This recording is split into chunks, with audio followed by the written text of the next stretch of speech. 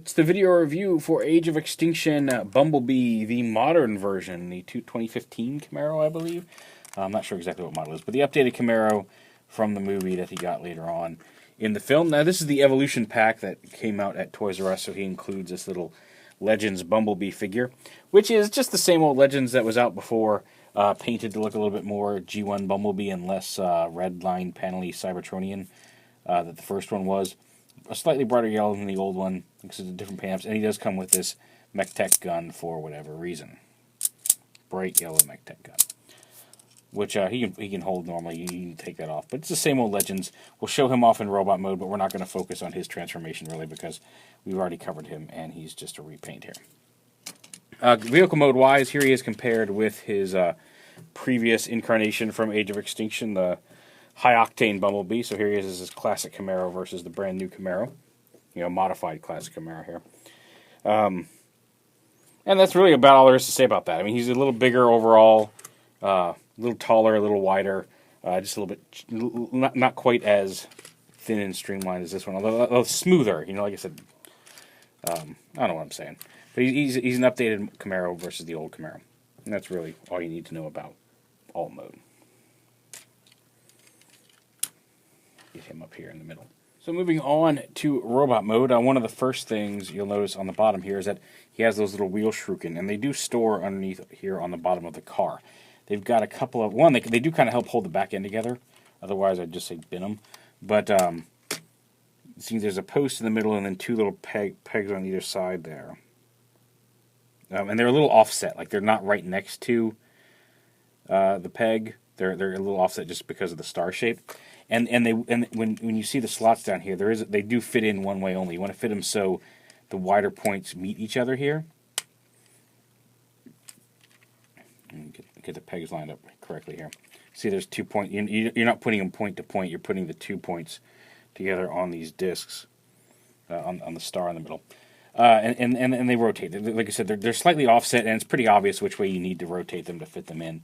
And they just peg it underneath here, and they kind of hold the back end together a little bit. You can see even when they're in, there's still gaps a little bit, which is one of my minor complaints. Overall, I do like the figure, but there are a few little issues with it. This gappy back part being one of them. Also, the fact that like this piece right here, the windshield and this hood is all one piece. The rear windshield is one piece, and then these arm pieces with the side windows are one piece. The top part is the same yellow plastic as the rest of the non-clear pieces. The clear pieces are painted yellow, and I don't know how well it's showing up on camera. You can kind of see there's a paint difference. The yellow plastic is about the same yellow plastic we've seen on Bumblebee. You've gotten used to this color. The painted yellow parts have kind of what I would describe as a Kraft macaroni and cheesy orangish color to them. It's not a horrible match. In a lot of lighting conditions, you're not going to notice it, but when you've got it under really bright light the funny thing is, if you take a picture with a flash, the orangey parts actually look brighter yellow than the plastic does, which is weird. But in certain lighting conditions, you're going to see it more than others. But there really is a color difference between the painted bits and the standard plastic. Maybe that'll get fixed. I know, like on the retail release, maybe it'll be slightly different paint on the retail release. I don't know. That premium 5-pack of Autobots, maybe they'll paint all the parts and it will all match. I don't know. It's not a deal breaker, but it is something that's fairly noticeable, especially in alt mode. In robot mode, you don't see it so much. But anyway, okay. So there's a few just little nitpicks before we go into robot mode. So you pop these little shuriken off, and then it's just a matter of popping the whole thing apart. So you just pop the back part here, and then pop the hood up. Pull the actually you got to pull the doors out because there's little posts here on the window that peg into the top of the roof part. So make sure that comes up. And then the whole roof thing comes up like this. And now in the package, this is packaged flat like this, but this does come up on a hinge like just about every other Bumblebee. You can bring this whole hinge up against the back, and then this piece even has a hinge here, so it folds up flat like that. So bring that all up so it all collapses up here. The legs, the windows fold down against the arm like that. The legs, split them, and the legs are actually kind of different for a Bumblebee. You pull this whole piece around with this little front panel from in front of the wheel, and that's going to be the foot. First you want to take these panels on the back, the rear panels, you rotate them up around to the wheel. And they're sitting on an angled hinge in here, so when you lift them up, they rotate around to sit on the wheel there. Just like that. And then you can bring the foot down. And then you fold this panel down to form his heel. And then these wheel panels, you leave the panel up against the wheel, and then that whole panel folds back onto his leg. They don't peg in or lock back there, but friction holds them in place pretty well. This slidey panel, rotating panel here is a little loose, but the actual wheel panel should stay in place fairly well just by friction there on the back of the thighs, or the calves, I guess. And then once you've done that, right here at the mid-thigh swivel, you want to rotate them around to the front. Like that. Now getting the arms out of here is a little tricky, and there's a cool part up here in the chest as well, which we'll get to in a minute. But right up here, this front bumper piece is separate, and it actually pegs in to the shoulder part, so you kind of have to pull out and down to get these off. It's a little bit of a pain. You see this peg goes into the front of this piece, so you kind of have to pull at an angle to get it to come down enough to come out on this this hinge right here. And it's always a little worrisome because you feel like you're going to end up breaking this peg. I've done it several times, and like it feels scary, but I haven't damaged any of the parts. So, just be careful with it the first couple of times until you figure out exactly what you're doing. So that's down. And this is the kind of cool part, and a variation from previous Bumblebees. You pull his chest piece forward like this, and you see this gap. And then this grill piece folds down over his head, and then flips back into the body on this hinge, folds down like that. And then the chest piece covers it up. So it pushes this chest piece out a little bit, as well as fills in that gap. And that's just a neat way of dealing with that grill.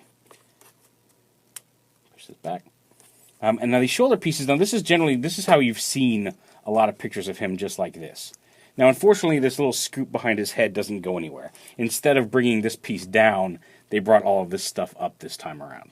And that's just the way, it's on a hinge. There might be a way to mod it to do this, but the only hinge right here only allows this much movement. So you can kind of pull it back a little bit to get it out of the way a little bit, but it's not gonna completely disappear. Now these shoulder pieces, however, the instructions even show you how to do it, and none of the pictures previously have shown this all the way done. Like I've seen some pictures from Japan where they've had these tilted forward, and I think even just that helps, just having those tilted forward a little bit to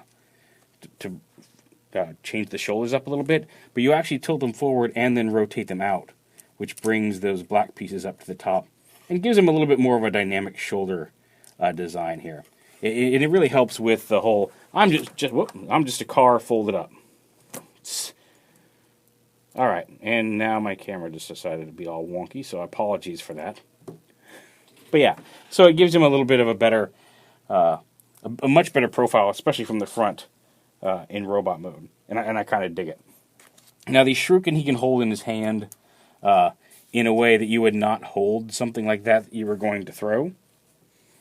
Maybe they're frisbees, but you can also store them back here. On this piece back here, these tabs where the windows pegged in car mode, you store these back here. So if you want to keep them around, you can stick them back there. I would do the proper thing and just chuck them in a bin somewhere and forget they exist. but it's up to you. But they're there. They store back there. This hand over here does flip around to form an arm cannon. And it's nice that they gave him that without really compromising. I mean, his arms are both similar. It doesn't really, like when you have it flipped in, aside from the fact that you can see the cutout on this arm versus not one on this arm, it's nice that they gave him that. He looks normal. But you can also give him his cannon arm, which I always like it when they can get that gimmick, but make it a functional gimmick where it's not just he's got a cannon arm all the time. So that's certainly appreciated. Now the last little feature he's got, and this one I really, really dig, is he does have his little flip down visor, and it's just this yellow part with some black paint on it right here. So like you can see, there's a little tiny, and it's amazing. Like when you get up close, you can actually see, I can't focus on it. But this little gold bit up here is actually a tiny Autobot symbol, and when you look at it up close, you can see that. Let's see if I can focus it at all. You can see that it actually is an Autobot symbol. It's not just like we put a yellow dot to represent it. When you look up close, it's actually an Autobot symbol. But if you catch the helmet, you can see the gap there right below it. Let me bring this back up. If you get your fingernail in there, you can actually slide his helmet, and you want to keep pushing until it clicks, because it'll want to stop a little before it covers his eyes. But you can flip that down and give him his battle mask from the movie. It's not painted up as dynamically as it could be, but I really, really dig it. It kind of makes him look like Peaugh from Farscape with that big metal face-covering helmet, if you remember. But like, I really kind of dig that feature, and I love that helmeted look that he gets, because he kind of looks angry, with his little angry mouth down here. But yeah, and a lot of people were complaining about the gap, but when it's up, I mean, like, if you look at his head from certain angles, there's a little bit of a ridge there, but it really looks natural. It's not like an, oh my god, how is that giant caveman brow? Like, I mean, even I was worried about it, because I'd seen the pictures, and in hand, it's really not that bad. It's actually, he's got a nicely sculpted head here. One of the better Bumblebee heads, I feel, too, in all the lines, so there's that. So that's all his little features and fun, and like I said, aside from some minor nitpicks, I'm really digging this guy. I posted on Twitter earlier that I was turning Daimuchi's, because Daimuch, Josh, is a friend of mine who's really into Bumblebee, and I find that I have, as of late, really gotten into Bumblebee. And I really do like this one. Not perfect, but it's not a bad little figure, and there's some neat little features on it that just really make me dig it. So size comparison-wise, here he is with High Octane Bumblebee, and you can see they're about, High Octane Bumblebee has more backpack up here, but height-wise, they're about the same. Bulk-wise, they're about the same. It's just they carry it in different places. And like I said, I really dug High Octane Bumblebee for a while, and I still do. I love his alt mode, and I still dig his robot mode, but I do think this newer one is a slightly better figure overall. So yeah, I wish I could get like this robot into this alt mode. That would be ideal, but oh well. We'll leave both of those in, and we'll bring in Evasion Mode Prime.